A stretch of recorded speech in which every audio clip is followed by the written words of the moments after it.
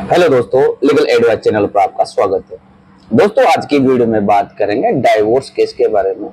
क्योंकि जब भी पति पत्नी के बीच में जब कोई भी आपसी टकराव हो जाता है और वो एक साथ नहीं रहना चाहते हैं, तब या तो दोनों आपस में मिलकर डाइवोर्स फाइल कर देते हैं, क्योंकि उनको अगर एक साथ नहीं रहना है तो वो अलग अलग रहने के लिए वो स्वतंत्र रहेंगे।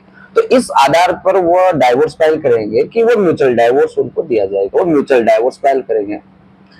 हिंदू मैरिज एक्ट के सेक्शन 13B के अंतर्गत म्यूचुअल डाइवोर्स फाइल किया जाएगा, जिस पर दोनों की सहमति से दोनों का तलाक कोर्ट द्वारा कर दिया जाता है। 2-3 तारीख उनके वो दी जाती है, 6 माह के 8 माह के भीतर उनका तलाक हो जाता है। लेकिन सबसे बड़ी दिक्कत उस समय आती है जब दोनों पति पत्नी में से एक भी व्यक्ति साथ नहीं रहना चाहता है और दूसरा व्यक्ति साथ रहना चाहता है, या ये समझे कि दोनों आपसी टकराव के चलते हुए परेशान करने के अगर लोग सोच लेते हैं कि पत्नी ये सोच लेती है कि नहीं, मैं इसको सबक सिखा दूंगी, तो ऐसी स्थिति में उनको क्या करना चाहिए? दोनों व्यक्ति जब अगर आपस में एक साथ नहीं रह रहे हैं और दोनों आपसी तलाक भी अगर वो नहीं ले रहे हैं, तो इसका मतलब उनके बीच में तलाक होना थोड़ा कठिन कार्य उनका हो जाता है। तो ऐसी स्थिति में क्या करना चाहिए? वो कैसे तलाक फाइल करना चाहिए? क्या समय, किस समय पर उनको तलाक फाइल करना चाहिए? अगर एक तरफा अगर आपको तलाक लेना है तो इसका मतलब आपके पास बेस ग्राउंड आपके पास होना चाहिए। अब बेस ग्राउंड का मतलब दोस्तों ये होता है कि बेस ग्राउंड के आधार पर अगर कोई भी तलाक के लिए अगर एप्लीकेशन आप फाइल करते हैं, हिंदू मैरिज एक्ट सेक्शन 13 के अंतर्गत अगर आप डाइवोर्स के लिए अगर कोई अपने एप्लीकेशन फाइल कर रहे हैं, तो इसका मतलब आपको तलाक लेना है और तलाक लेना है तो आपके पास बेस ग्राउंड होना चाहिए। क्योंकि तलाक लेने के लिए निश्चित ग्राउंड दिए जाते हैं कि निश्चित ग्राउंडों के आधार पर ही आप आपसी तलाक ले सकते हैं। क्योंकि म्यूचुअल डाइवोर्स फाइल जब भी अगर आप म्यूचुअल डाइवोर्स फाइल करते हैं तो आप सेक्शन 13B के अंतर्गत म्यूचुअल डाइवोर्स फाइल करते हैं। लेकिन अगर आप कॉन्टेस्टेड जो डाइवोर्स अगर फाइल करना है तो इसके लिए आपके पास ग्राउंड होना चाहिए। अगर आपके पास ग्राउंड है तो आप डाइवोर्स ले सकते हैं। अब दोस्तों बात करते हैं कि जो कॉन्टेस्टेड जो डाइवोर्स होता है, म्यूचुअल डाइवोर्स होता है, इस पर किस किस आधार पर आप अंतर समझ सकते हैं। और दोस्तों, आप इस चैनल पर फर्स्ट बार आप विजिट कर रहे हैं तो आप इस चैनल को लाइक कीजिए, सब्सक्राइब कीजिए और वीडियो को भी आप लाइक कीजिए, जिससे कि आने वाली वीडियो भी आपको प्राप्त होती रहे। और साथ के साथ बेल आइकन को भी आप प्रेस जरूर करें, जिससे कि आने वाली वीडियो आपको नोटिफिकेशन से प्राप्त होती रहे। नमस्कार दोस्तों, मैं एडवोकेट विकास मीणा और लीगल एडवाइस चैनल पर आपका फिर से स्वागत करता हूं। अगर आप पहले से अगर चैनल पर सब्सक्राइब करें तो आपका कोटि कोटि धन्यवाद, आपका साधुवाद। दोस्तों, जो डाइवोर्स की जब आप एप्लीकेशन फाइल करते हैं तो डाइवोर्स की एप्लीकेशन फाइल करने के साथ साथ आप कुछ नियम, कुछ शर्तों को आपको मानना ही पड़ेगा। अगर आप जाकर डायरेक्ट डाइवोर्स फाइल कर देते हैं तो इसका मतलब आपको डाइवोर्स नहीं मिलेगा। आपको बेस ग्राउंड तैयार करने हैं। अगर आपके पास ग्राउंड नहीं है तो आप विदाउट ग्राउंड के अगर आप एप्लीकेशन फाइल करते हैं डाइवोर्स के लिए सेक्शन 13 के अंतर्गत, तो आपको डाइवोर्स नहीं मिलेगा। आप दूसरा व्यक्ति ये चाहेगा कि केस को लंबा खींचा जाए। अब केस को लंबा खींचने से फर्क ये पड़ता है कि आप 5 साल, 6 साल, 10 साल, कितना भी समय आपका निकल सकता है। आपको डाइवोर्स लेने में 10 साल का समय भी निकल सकता है। आपकी आधी जिंदगी डाइवोर्स लेने के चक्कर में ही वही पर समाप्त हो जाते हैं। कोर्ट कचहरी के चक्कर जब लगाते लगाते आप परेशान हो जाएंगे, तब जाकर आपको या तो डाइवोर्स दे दिया जाएगा या आपको गुनहगार साबित कर दिया जाएगा। दोस्तों, फर्स्ट स्टेप की बात करते हैं कि फर्स्ट स्टेप में आपको क्या करना चाहिए। जब भी दोनों पति पत्नी के बीच में अगर कोई भी व्यक्ति अगर सेक्शन 9 की अगर एप्लीकेशन फाइल करता है और उसकी डिग्री अगर उसके पक्ष में आ जाती है, तो ये भी एक आपके पास ग्राउंड बन जाता है। ये एक आपके पास बेस ग्राउंड तैयार हो जाता है डाइवोर्स लेने के लिए।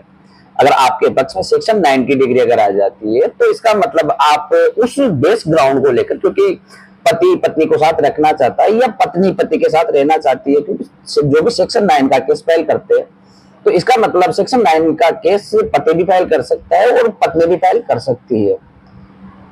क्योंकि उनके बीच के जो टकराव है तो वो दोनों में से अगर एक भी व्यक्ति सेक्शन 9 का केस कर रहा है कि मैं अपने जो भी उनका दाम्पत्य जीवन है उनकी पुनर्स्थापना के लिए अगर वो कोशिश कर रहा है और उसकी कोशिश विफल जाती है, उसका पार्टनर होता है, तो पार्टनर अगर ये बोल देता है कि मैं आपके साथ नहीं रह सकती, या कोर्ट के सामने ये बोल देते हैं कि मैं अपने पति के साथ नहीं रह सकता या मैं अपने पत्नी के साथ में नहीं रह सकता, तो इसका मतलब जो भी ग्राउंड तैयार बनकर आपके सामने आया है तो वो आपको दूर करने का ग्राउंड आपको यहां से मिल जाता है।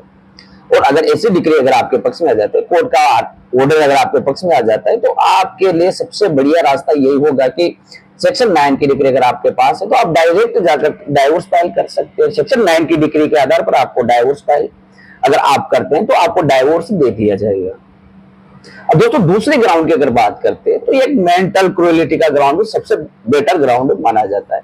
अगर डाइवोर्स अगर आप फाइल कर रहे हैं और सेक्शन 9 की डिग्री अगर आपके पक्ष में या आपके पक्ष में सेक्शन 9 की डिग्री नहीं है तो मेंटल क्रूएलिटी का ग्राउंड ये आपके लिए बेटर जो ग्राउंड है वो बनकर सामने आता है। मेंटल क्रूएलिटी किसी भी प्रकार की हो सकती है। अगर कोई भी पति पत्नी को खर्चा नहीं दे रहा है, वो उसके घर पर रह रही है और घर पर रहते हुए भी उसको लालन पालन के लिए, कोई भरण पोषण के लिए, जरूरी सामानों के लिए अगर कोई पैसा नहीं दे रहा है, उसको परेशान कर रहा है, उसके माँ बाप पर गाली गलौज कर रहा है, तो ऐसी स्थिति में वो मेंटल क्रूएलिटी मानी जाती है। मेंटल क्रूएलिटी प्लस उसके साथ साथ फिजिकल क्रूएलिटी। मेंटल क्रूएलिटी में आपने समझा है कि मेंटल क्रूएलिटी जो आदमी बिना हाथ लगाए हुए अगर पत्नी को परेशान कर रहा है, या मेंटल क्रूएलिटी पति के ऊपर भी हो सकती है।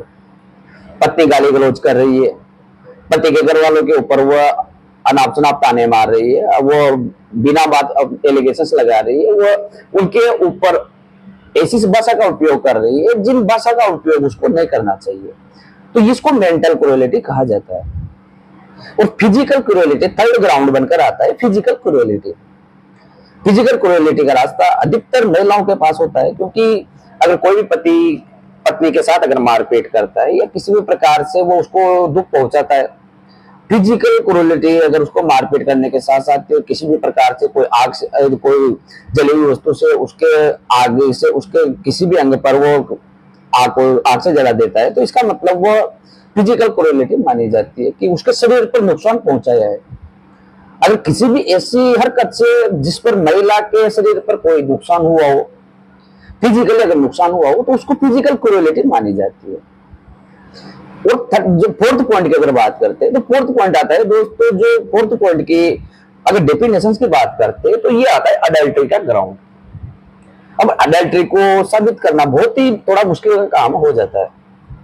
जब आपसी दो व्यक्तियों के बीच में शादी का संबंध हो जाता है, दोनों पति पत्नी बनकर साथ रहने लग जाते हैं, और उसके बाद अगर कोई एक व्यक्ति जाकर अगर दूसरे पार्टनर के साथ अगर वो फिजिकल रिलेशनशिप बना रहा है, क्योंकि प्यार मोहब्बत में सब जायज है कि व्यक्ति शादी होने के बाद भी जाकर किसी दूसरे व्यक्ति के पास फिजिकल रिलेशनशिप बना लेता है, तो ऐसी स्थिति में ये माना जाता है अडल्ट्री का ग्राउंड। लेकिन दोस्तों अडल्ट्री के ग्राउंड अभी 3-4 दिन पहले मेरे पास क्वेश्चन आए थे 2-3 कि अडल्ट्री के ग्राउंड को कैसे साबित करें। अगर आप अडल्ट्री के ग्राउंड को साबित कर देते हैं तो 494 का मुकदमा बनता है। किसी भी पति और पत्नी में से अगर कोई भी व्यक्ति अडल्ट्री में पाया जाता है, शादी होने के बाद अगर उसका पति जीवित है, उसका डाइवोर्स नहीं हुआ है और उसके पहले अगर वो अडल्ट्री में पाया जाता है, तो उसका 7 साल तक उसको सजा का प्रावधान है।